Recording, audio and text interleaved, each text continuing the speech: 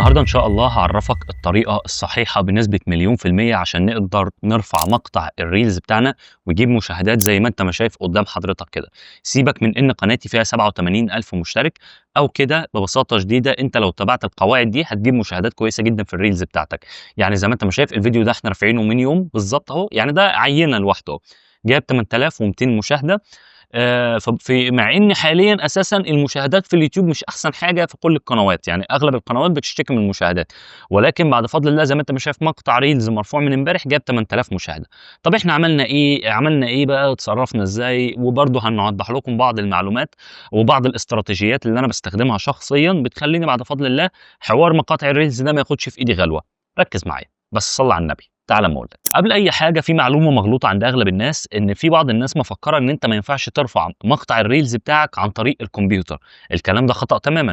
أهم حاجة إن مقطع الريل بتاعك يكون أقل من دقيقتين، ويكون ببساطة شديدة بالطول، مش بالعرض، بالطول. بمجرد إن هو توفّر فيه الشرطين ده، هادوس ببساطة شديدة على إنشاء وادوس على تحميل الفيديوهات واختار مقطع الريلز بتاعي.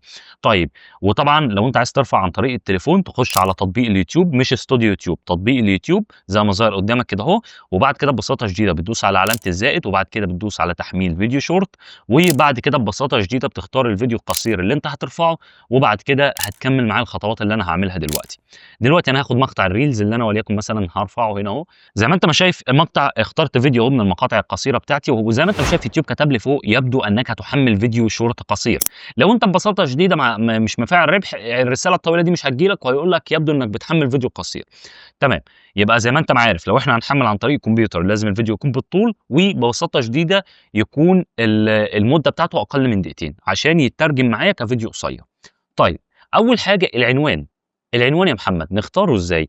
أو نكتب عنوان حلو إزاي؟ ببساطة شديدة كل ما العنوان بتاعك كان أقصر في الطول، يعني كان الطول بتاع العنوان قصير، كل ما كان ببساطة شديدة مريح أكتر للخوارزميات، وكل ما كان مريح أكتر للمشاهد أو المتفرج.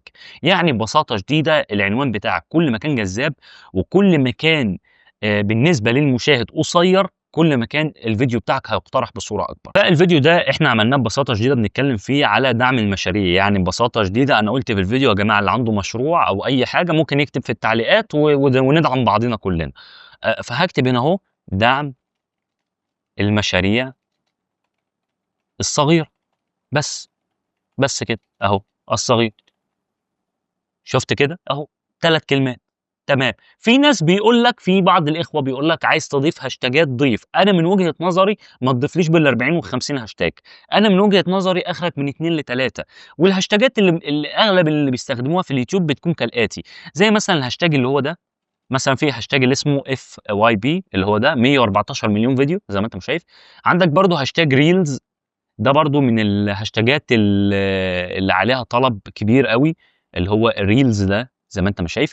برضه في هاشتاج كمان اللي هو يوتيوب shorts أو أهو زي ما أنت ما شايف 440 مليون فيديو، أنت متخيل معايا؟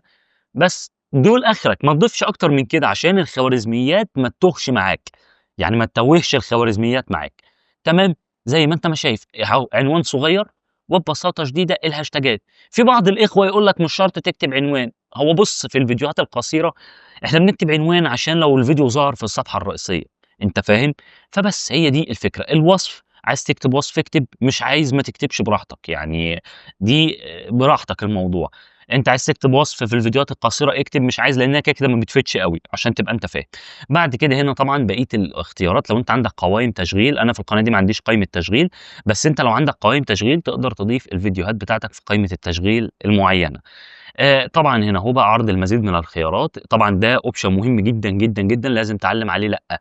محتوى معدّل، يعني ببساطة شديدة الشخص اللي في الفيديو لو ذكاء اصطناعي أو فيديو ذكاء اصطناعي هتقول له آه. لازم تعرّف الفيديو إن الشخص اللي موجود فيه، لازم تعرّف اليوتيوب إن الشخص اللي موجود فيه هو ذكاء اصطناعي مش إنسان حقيقي. وبرضه كده، كده يوتيوب برضه بذكائه بيعرف، بس أنت برضه زيادة ضمان قُل له أيوه المحتوى ده مُعدّل، لكن أنا اللي باتكلّم في الفيديو وأنا الشخص اللي موجود في الفيديو دلوقتي. فببساطة شديدة هاقول له لأ، أنا بني آدم حقيقي. تمام. بعد كده ببساطة شديدة الكلمات المفتاحية ممكن تكتب اسم قناتك بالعربي واسم قناتك بالإنجليزي، وكلمتين كده مثلًا على الحاجة اللي بتتكلّم عليها، يعني مثلًا دعم المشاريع الصغيرة ممكن أكتبها برضه. ما فيش مشكلة عادي. تمام. بعد كده مدى ملائمة الفيديو. هنا لو أنت مفعّل ربح الoption ده هيكون ظاهر لك، لو مش مفعّل ربح الoption ده مش هيبقى موجود عندك أصلًا، عشان تبقى فاهم. أنا هاقول له لا شيء مما سبق، وهاقول له ارسال لي التقييم، وبعد كده عناصر الفيديو. عايز تضيف فيديو ذات صلة؟ يعني أنا دايمًا واحد من الناس باحب أعمل إيه، يعني ثواني بس آخد لي بُق قهوة. باحب أعمل إيه يا شباب، باحب أقول للناس في آخر الفيديو يا جماعة واللي عايز مثلًا معلومة بخصوص الحاجة الفلانية أو أقول جملة تشد، وبعد كده أقول له اتفرج على الفيديو اللي تحت صباعي ده.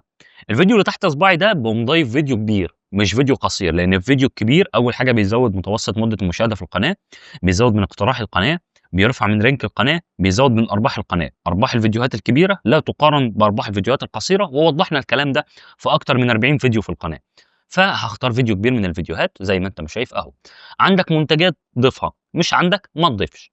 بعد كده عمليات التحقق زي ما أنت ما عارف إن يوتيوب ببساطة شديدة قناتك مفعلة ربح أو مش مفعلة ربح، هو بيعمل زي جرد للفيديو، بيشوف الفيديو فيه حقوق طبع ونشر، بيشوف الفيديو بتاعك هل ملائم للمعلنين ولا لأ. طبعًا ملائم للمعلنين في حالة إن أنت مفعل ربح، لو مش مفعل ربح الأوبشن ده مش هيكون ظاهر لك أصلًا، لكن هيكون ظاهر لك ده بيكون ظاهر لك في كلتا الحالات. بعد كده مستوى العرض. أنا من وجهة نظري ما تعملش علني على طول، ما تعملش علني على طول. أول حاجة عشان الخوارزميات تبتدي تأرشف الفيديو وتبتدي تقترح الفيديو وتعرف توجه الفيديو لمين، ببساطة شديدة أحب إن الفيديو القصير أرفعه وأخليه يبقى علني بعدها ب3 ساعات 4 ساعات. يعني مثلًا لو قلنا دلوقتي قول الساعة 17:00 يبقى الفيديو ده هيبقى يتنشر الساعة 09:00، الساعة 09:00 مساءً. تمام، وطبعًا أحدد اليوم اللي هو النهارده. تمام، بس كده؟ لأ مش بس كده. هاقول له ضبط الجدول الزمني، كده ببساطة شديدة الفيديو خلاص تم رفعه في اليوتيوب. أنا لحد دلوقتي أنا كده عملت اللي عليَّ. طيب نخش بقى في الخطوة رقم 2 معايا. إيه هي الخطوة رقم 2 يا باشا؟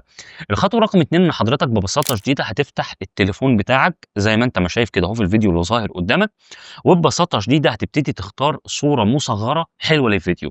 يعني مثلًا أنت دلوقتي لو دخلت قناتي زي ما أنت ما شايف كده أهو ببساطة شديدة ودخلنا في الفيديوهات القصيرة، هتلاقي إن الصورة المصغّرة بتاعة الفيديو أنا اللي باختارها، يعني أنا اللي باختارها بنفسي، أنا اللي باختارها مش اليوتيوب اللي بيختارها لي. اليوتيوب بيختار لك أي صورة عشوائية، لأ أنت تخش وتختار الصورة اللي تجذب المشاهد ليك. يعني ببساطة شديدة لو جبنا مثلًا الفيديو ده زي ما أنت ما شايف 8000 مشاهدة عشان حطينا لوجو مرسيدس، حاجة كده في الوش، ده عدّى ال1000 حلو جدًا ببساطة شديدة. بس لو جينا دلوقتي الفيديوهات الرائجة زي ما أنت ما شايف، برضه إحنا مش بنختار الصورة، يعني زي ما أنت شايف الصورة دي ما ترمشش بعينك. طبعًا صورة أولًا جذابة جدًا، ملفتة جدًا، جدًا، جدًا، قوية جدًا بعد فضل الله، وزي ما أنت ما شايف الفيديو دخل في النُص مليون. برضه الصورة دي غريبة، كاتب كلمة الراجل بشكل غريب كده وقوم جايب واحد مليان شوية وواقف. فبرضه الصورة المصغّرة لازم تختارها بعناية. بعد كده ببساطة شديدة بتنتظر لحد ما الفيديو بتاعك يتجدول. طب محمد يا علاء أنا عايز أجدول الفيديو في وقت يكون الناس صاحيين فيه، أعمل إيه؟ هتخش حضرتك على الإحصائيات بتاعة قناتك، ومن هنا تقوم داخل على الجمهور، ومن الجمهور حضرتك ببساطة شديدة نصبر بس دقيقة كده، أكون خدت لي بس كوب من القهوة. بعد كده ببساطة شديدة هانزل لتحت كده أهو تاني، تاني، تاني، لحد ما تلاقي الجدول اللي قدام حضرتك ده. ممكن لو قناتك جديدة الجدول ده ما يكونش ظاهر لك، لكن لمّا تستمر في النشر لمدة شهر أو 40 يوم مثلًا، خلاص يوتيوب هيبقى خد إحصائيات عن الناس اللي موجودة عندك. فببساطة شديدة أنا بيقول لي مثلًا إن الساعة 09:00 ده هيكون وقت أكتر من كافي وجميل جدًا، أو 10 أو 8 أو 7 إن أرفع الفيديو بتاعي. زي ما أنت ما شايف كل ما اللون اغمق أو افتح معايا، كل ما ببساطة شديدة كل ما اللون افتح كل ما كانت الناس كتيرة في الوقت ده موجودين، لكن كل ما اللون بهت وما بقاش موجود كل ما كان عدد الناس قَل. شكرًا كتير ليكم، كان معاكم محمد علاء المرجع الأول لمنشئ المحتوى. ولو أنت عايز تنشئ قناة احترافية بالكامل وتعمل قناة يوتيوب من الصفر إلى الاحتراف بشكل احترافي بالكامل وتتبع القواعد الصحيحة لنشر فيديوهاتك، اتفرج على سلسلة إنشاء قناة ناجحة دي، ببساطة شديدة السلسلة هتعجبك جدًا. ولو أنت عايز تعمل صور مصغرة احترافية هتتفرج على الحلقة اللي ظهرت على إيدي الشمال دي، علمتك إزاي تعمل صورة مصغرة بروفيشنال زي اللي أنت بتشوفها عندي في الفيديوهات. سلام عليكم وصلوا على النبي.